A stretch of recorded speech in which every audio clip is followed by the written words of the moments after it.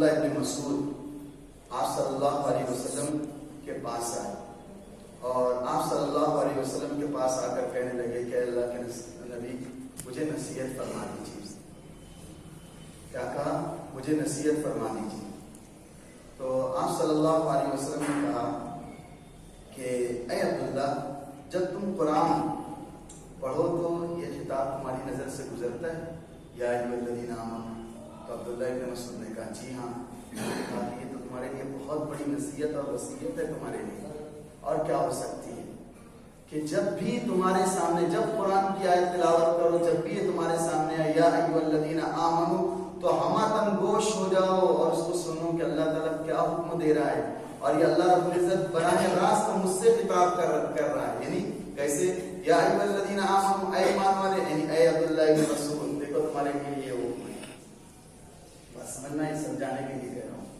تو جب بھی ہم یہ پڑھیں تو یہ کریں کہ یہ آیتیں ہم کو میرے لیے مجھ سے کچھ کہہ رہی ہیں. میں اچھا بن کر رہوں گا تو جنت کے وعدے ہیں، برے بن کر رہوں گا تو جہنم کی انگاریں میرے لیے تیار ہو رہی ہیں. تو اس سے بات پتہ چلتی ہے کہ ہماری گفتگو کے اندر سلیقہ مندی رہنا چاہیے، بڑوں کے ساتھ ادب و احترام سے پیش آنا چاہیے. ان کو ایسے القاب سے نہیں پکارنا چاہیے جن سے ان کی ادب اور بے عزتی ہو. ان کی ادب اور بے عزتی ہو، اس سے بچنا چاہیے. کیونکہ بہت سارے ایسے الفاظ ہوتے ہیں جو کہنا چاہیے کہ بظاہر اچھے ہوتے ہیں لیکن نیتیں بری ہوتی ہے یا حقارت کے طور پر استعمال کرتے ہیں. جیسے بہت سارے مولوی حضرات کو ملا کہہ دیتے ہیں. حقارت آمیز لفظ کو یہ نہیں دیکھتے ہیں شریعت کا، قرآن کا علم رکھنے والا، قرآن اور اسی طریقے سے سینے کے اندر قرآن رکھنے والا، صبح و شام قرآن کی تلاوت کرنے والا، ذکر اذکار تسبیحات میں مشغول رہنے والا. ہم اتنی حقارت سے جملہ استعمال کر رہے ہیں. دنیا کے جب تعلیم یافتہ افراد سامنے آ جاتے ہیں تو ایسی بے عزتی ہوتی ہے. وہاں تو بڑے بڑے القاب سے نوازے جاتے ہیں. وہ نہیں سوچتے ہیں نہ پوچھ ان فرقہ پوشوں کی یدے بیضا لیے بیٹھے ہیں اپنی آستینوں میں. بظاہر معمولی نظر آتے لیکن اللہ کے نزدیک بہت اونچے ہوتے ہیں. یہ دنیاوی ڈگریاں کیا ہے؟ یہ کیا مرنے کے بعد، سانسیں اکھڑنے کے بعد سب دنیا کے اندر رہ جائے گی، سب قبر کے اوپر رہ جائے گی. قبر کے اندر جائے گا تو قرآن جائے گا. قبر کے اندر جو چیز جائے گی تو وہ نیک اعمال جائیں گے. قبر کے اندر جو چیز جائیں گی وہ نماز روزہ جائے گی. تو اس طریقے سے کوئی نماز روزہ کرنے لگتا ہے یا اللہ کا نیک بندہ بننا چاہتا ہے یا کوئی بندی اللہ کی نیک بندی بننا چاہتی ہے تو اس کے لیے تانے کسنے لگتے ہیں، ایسے ایسے الفاظ استعمال کرنے لگتے ہیں. دیکھو اللہ تو سن رہے ہیں نا، اللہ تو دیکھ رہے ہیں نا. کس نسبت سے تم اس کو یہ کہہ رہے ہو کہ تم ایسی ہو، تم ایسے ہو. تو اس سے بچنا چاہیے مجھے القاب سے. یہ یہودی لوگ آپ صلی اللہ علیہ وسلم کو جو ذہنی تکلیف جو پہنچاتے تھے الفاظ کے ذریعے سے، جب بندہ کوئی الفاظ اپنی زبان سے نکالتا ہے جیسے یہ یہودی اپنے آپ کو بہت تعلیم یافتہ سمجھتے تھے، بہت تعلیم یافتہ سمجھتے، اور یہ عبرانی زبان کے ماہر بھی ہوا کرتے تھے اور یہ کہتے تھے کہ آسمانی کتابوں کا علم ہمیں کو ہے. اس نسبت سے وہ بہت اکڑ تھی ان کے اندر ایک طریقے کی. تو جب کوئی انسان اپنی زبان سے الفاظ کو نکالتا ہے تو وہ الفاظ اس کے خاندان کا، اس کی تربیت کا، اس کے مزاج کا پتہ دیتے ہیں کہ وہ کیسا ہے.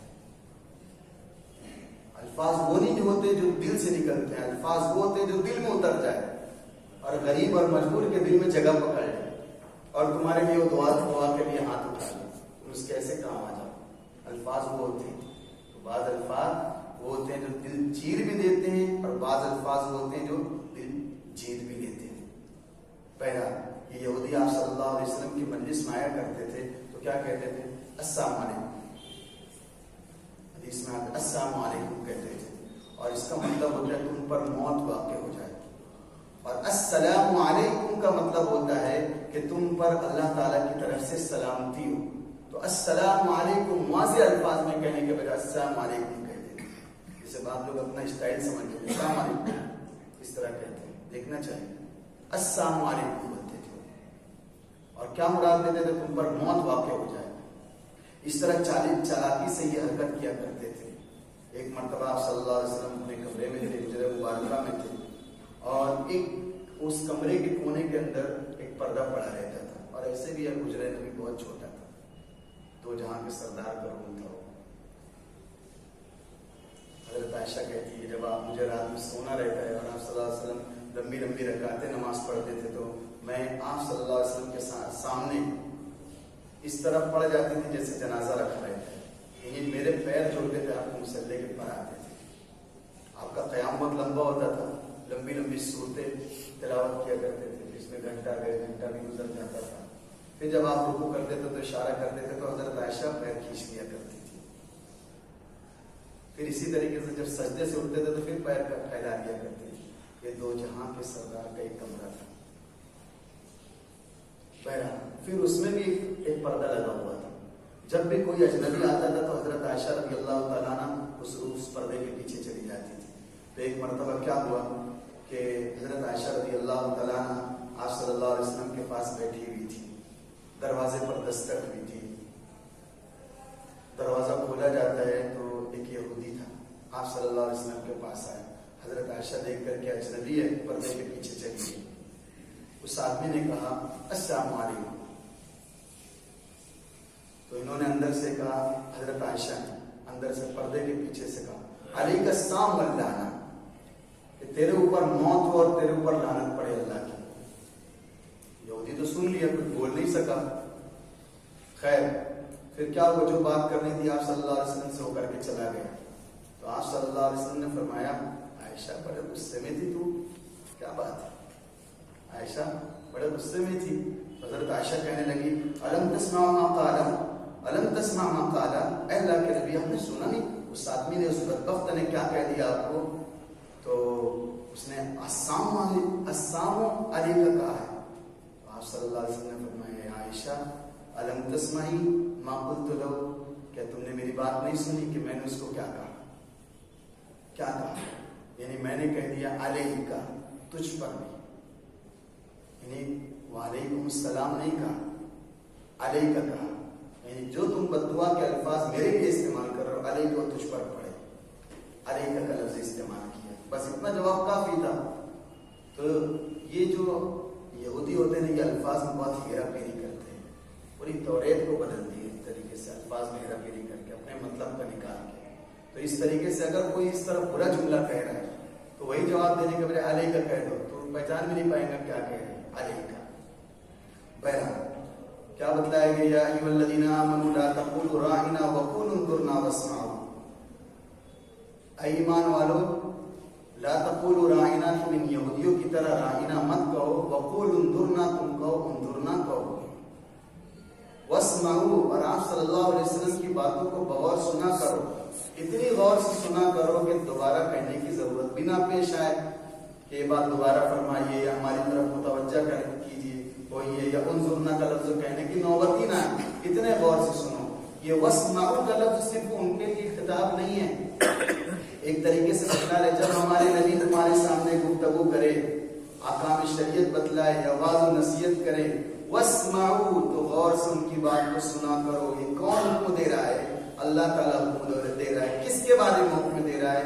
وہ اپنے نبی آخر الزماں کے بارے میں حکم دے رہا ہے, جو یہ کہتے ہیں کہ صرف قرآن ہماری ہدایت کے لیے کافی ہے, قرآنی انسانی ہدایت کے لیے صرف وہ کافی ہے, احادیث نبویہ کی کوئی ضرورت نہیں, صرف قرآنی ہمارا کہنا چاہیے دستور اور منشور بن سکتا ہے, نبوی زندگی کوئی حیثیت نہیں رکھتی. تو سن لیجیے کیا بتایا جا رہا ہے. بس سنو نبی کی صلی اللہ علیہ وسلم کی باتیں اور اس پر عمل کرنے کی کوشش کرو. وَلِلْكَافِرِينَ عَذَابٌ أَلِيمٌ, اور ان کافروں کے لیے دردناک عذاب ہے جو آپ کو اس طریقے سے ذہنی اذیت دیتے ہیں. اب اس آیت سے مفتی شفیع عثمانی صاحب نے ایک مسئلہ بتلایا ہے. اگر اپنے کسی جائز فعل سے, اگر اپنے کسی جائز کام سے دوسروں کو ناجائز کاموں کی گنجائش ملتی ہے تو یہ جائز فعل بھی اس کے لیے ناجائز بن جاتا ہے. اپنے کسی جائز کام سے دوسروں کے لیے کیا ناجائز کام کی ترغیب ملتی ہے اس سے, تو یہ جائز فعل انسان کا ناجائز بن جائے گا. बशर्ते कि वो जो काम हो वो कहना चाहिए कि शरअन जरूरी नहीं हो, यानी शरीयत का हुक्म ना हो, बस कि आम हो मबा हो। ऐसे जैसे कोई आलिम कोई बात कर रहा है तो उसकी बात को सनद बनाकर उसमें कुछ बातें ऐड करके उसको गलत करार देने लगते हैं कि उन्होंने ऐसा फरमाया था। सियाक व सबाब देखते नहीं, बात आगे चला देते हैं। यानी ऐसे के नावाकिफ लोग मुगालते में पड़ जाते हैं, ऐसा काम मुगालते में गलती में पड़ जाते हैं और उससे कुछ और मुराद लेने लगते हैं। तो इनका ये आलिम साहब का जायज फेल भी नाजायज बनने लगेगा जब नावाकिफ शख्स ये गुनाहों के अंदर इससे मुब्तला होने लगेंगे। इसकी भी नजीर मिलती है। देखिए आप सल्लल्लाहु अलैहि वसल्लम ने फरमाया था कि बैतुल्लाह की तामीर जो कुरैश के ज़माने में हुई थी वो बिनाए इब्राहिमी के खिलाफ उन्होंने कर दिया था। कुरैश ने हजरत इब्राहिम अलैहिस्सलाम ने जैसी तामीर की थी उसके खिलाफ उसके अंदर रद्द बदल कर दिया था। अब आप सल्लल्लाहु अलैहि वसल्लम की दिल चाहती कि मेरा दिल चाहता है इसको 80-9 हजरत इब्राहिम की तामीर के मुताबिक मैं इसको कर दूं, लेकिन मेरे इस अमल से कुछ नावाकिफ अफराद फितने के अंदर मुब्तला हो जाएंगे, लिहाजा मैं ऐसा नहीं करता। अभी जायज काम है, एक जायज काम तो उन्होंने हतीम को अलग कर दिया। अब आप सल्लल्लाहु अलैहि वसल्लम की चाहती हो दोबारा मिल जाए, दोबारा हतीम काबे के अंदर आए। अब बिना इब्राहिम के ताल्लुक से आप सल्लल्लाहु अलैहि वसल्लम की चाहत थी, वो एक जायज काम था, लेकिन लोग फितने के अंदर मुब्तला हो सकते थे कि काबा को क्यों तोड़ा जा रहा है, क्यों इसको इसमें तौसीक की जा रही है वगैरह। ये जो नावाकिफ शख्स थे ये सवालात पैदा हो सकते थे, इसलिए मना फरमाया कि ऐसा नहीं कर सकते हैं। बहरहाल इसी तरीके से हदीस में ये आता है कि अपने गुलाम और नौकर को आबदी या आमती का लफ्ज भी नहीं कहना चाहिए। आबदी मेरे बंदे, मेरी बांदी, इस तरीके से, क्योंकि इससे ये शुबा पैदा होता है, अपने आप को माबूद तस्वुर पैदा करने का शुबा होता है कि मैं माबूद हूँ। तो ये मना किया गया हदीस के अंदर कि अपने जो गुलाम उनको अमती या अब्दी का लफ्ज नहीं कहना चाहिए, क्योंकि हदीस में आता है कुल्लुकुम अबीदुल्लाह, तुम सब अल्लाह के बंदे और उसको गुलाम। हाँ, इसी तरीके से हदीस के अंदर एक आता है कि ला तक़ूलू लिल इनब अल करमा, यानी तुम अंगूर को करम मत कहो, इनब ही कहा करो उसको। इस वजह के करम का मतलब होता है मोमिन का दिल जिसमें अखलाक हसना रहते हैं, और ऐसी चीज को अंगूर के मानों में इस्तेमाल करना दुरुस्त तो नहीं, क्योंकि अंगूर के जरिए से शराब बनाई जाती है और शराब नशा पैदा करती है, और नशे को तुम अखलाक हसना से क्या कर दोगे, मुत्तसिफ कर दोगे, मंसूब कर दोगे। तो हदीस में बताया गया कि तुम अंगूर को इस तरीके से मत कहो, करम मत कहो, बल्कि किसी को शहंशाह भी नहीं कहना चाहिए। या शहंशाह नाम रखना भी दुरुस्त नहीं है। शहंशाह बोलते हैं ना, बादशाहों का बादशाह, सिर्फ बादशाहों का बादशाह जो अल्लाह ताला है। वलिल्लाहुम्मा मालिकल मुल्क तुतिल मुल्क मन तशा व तुइस्सु मन तशा व तुज़िल्लु मन तशा। ये लफ्ज का इतलाक सिर्फ अल्लाह ताला के ऊपर हो सकता है। शहंशाह का लफ्ज दूसरे के ऊपर नहीं इस्तेमाल किया जा सकता, और ना ही इस लफ्ज के जरिए से दूसरों को पुकारा जा सकता है। और दूसरे दोस्तों को कहते शहंशाह, हाँ अगर इस तरह कहते शहंशाह खिताबत बोलते हैं ना, शहंशाह खिताबत लक़ब दे देते, बहुत अच्छी तकरीर कर रहे हैं, उनके अंदर मलका खूबी है, उनकी फनी खूबियों की बिना पर उनको शहंशाह खिताबत का लफ्ज दे रहे हैं, तो वो दुरुस्त है, क्योंकि एक तरीके से बराह रास्त जात पर इस्तेमाल नहीं हो रहा है, एक खूबी पर दलालत कर रहा है, वो दुरुस्त बताया गया उलमा ने। लेकिन ये शहंशाह का लफ्ज ये इस्तेमाल करना दुरुस्त नहीं है।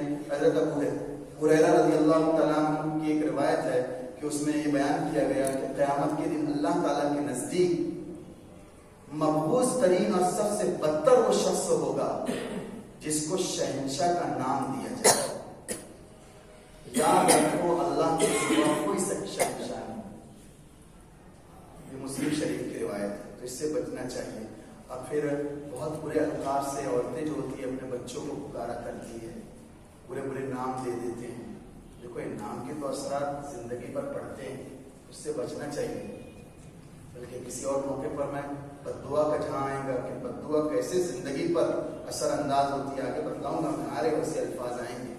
और कुरान भी खुद बतलाया गया, वला القاب. دیکھو ایک دوسرے کو برے لقب سے مت پکارا کرو، چلو کتنا کلوز کیوں نہ ہو، کتنا جگری دوست کیوں نہ ہو کہ نہیں برا نہیں مانتا. جب قرآن کہہ دیا تو برے القاب سے نہیں پکارنا چاہیے. اچھے القاب اچھے الفاظ ہی تو دلوں میں جگہ بناتے ہیں. تو یہ جو ماں باپ اپنے بیٹے کو اس طریقے سے بد دعا یہ جملہ استعمال کرتے نہیں کرنا چاہیے. ماں ماں ہوتی ہے، کب وہ الفاظ قابل قبول ہو جائے نسلیں تباہ ہونے کا اندیشہ ہے.